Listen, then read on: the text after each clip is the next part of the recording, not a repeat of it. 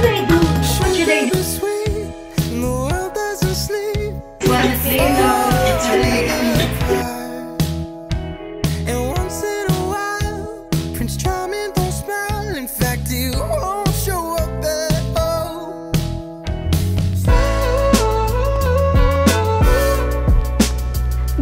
Afternoon. Today is August 13. It's actually 12:53 in the afternoon and nagva-vlog lang ako despite of my work kasi wala lang, singit lang. So while I am doing my everyday work, I am going to fix this shelf. As you can see right there, yan yung ginawa ni Papa na shelf last month. And until now, hindi ko pa siya nade-designan. So, I have been scrolling sa Pinterest ng magagandang style sa kanya.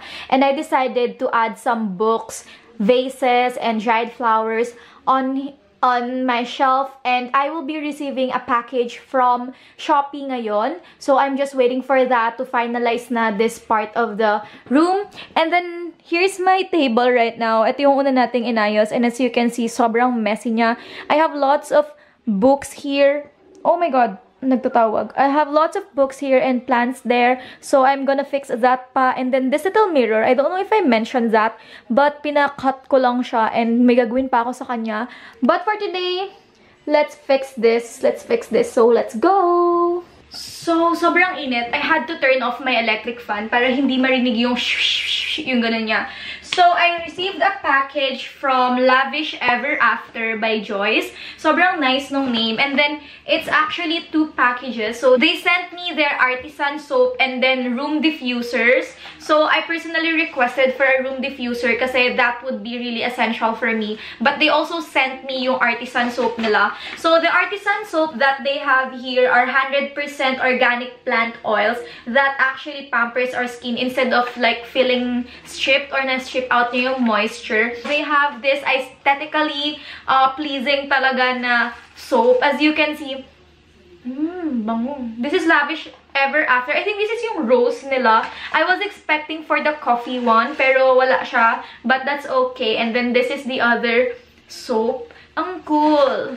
They also sent me this room diffuser. This is actually what they call the Reed diffuser. Smells like luxury. To be honest, I don't know how to use this one. Pero tingnan natin. And then, I think ipapasok mo to dito. Fly me to the moon and let me play. Nakakamit na shade. The world doesn't sleep when you fall in apart. And once in a while, Prince Charming don't smile. In fact, he won't show up at all. So you and I should be. Grabe guys, sobrang sakto. Wala na akong maisip na ilalagay dito sa shelf. So, dumating yung package ko from JNT. From Shopee pala, JNT. Actually, damit to eh. I got this from Clothing, yung mga damit nila. It's so nice. Diyan muna kayo. And then, we have this. This is actually... Ito yung pang room decor. Open na natin. Ooh! Ito nga! So, I ordered this. Yung parang patungan ng canvas. Ano to?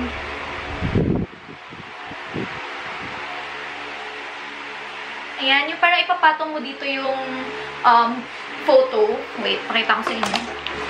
And then, I have cards here. Ano, Cham? Palika na.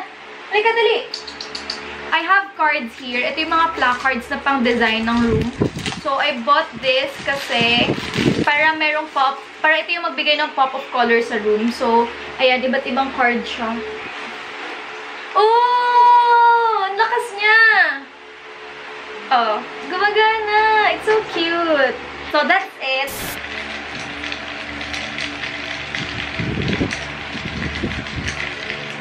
Think to myself,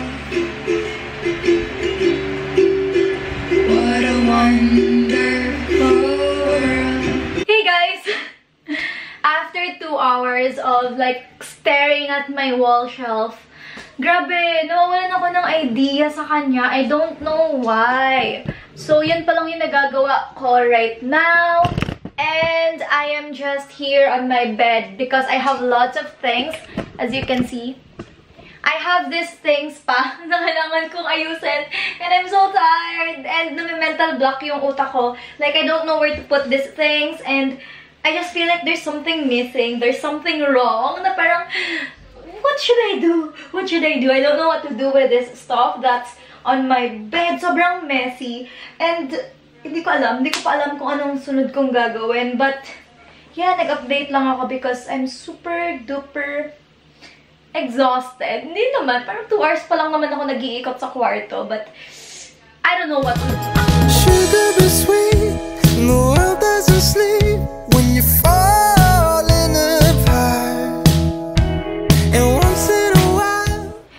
Hi guys! Good afternoon. Today is August 16. And hindi ko alam yung time, but yeah, today is August 16. And our agenda for today is to design this wall. So as you can see, this is a very plain canvas. And I decided, guys, to put some frames here. And I bought 3 portraits sa Shopee. Mga tarpaulin printed abstract design siya. So I'll show you. So these are all the portraits that I got from Shopee. I got this for only 266 pesos. And I personally chose this one, yung parang babaeng nakatalikod with bikini. And then this one, girl lang siya with a pop of color. And this is my favorite. This is actually a girl na merong mga flowers sa head niya. So, ang nice niya. And super big. This is 50 by 70 centimeters. And then, gumagawa lang kami ng parang frame niya para matibay siya sa sides. So, ginagawa siya ni Papa ngayon. So, these are the frames na for the portraits. So, 3 yung ginawa ni Papa. And then, kailangan na lang namin siyang patuyuin bago namin ibalot yung actual portraits. Sugar be sweet, the world doesn't sleep when you fall in apart. And once in a while. Finished project! Ganda! Prince Charming don't smile, in fact he won't show up at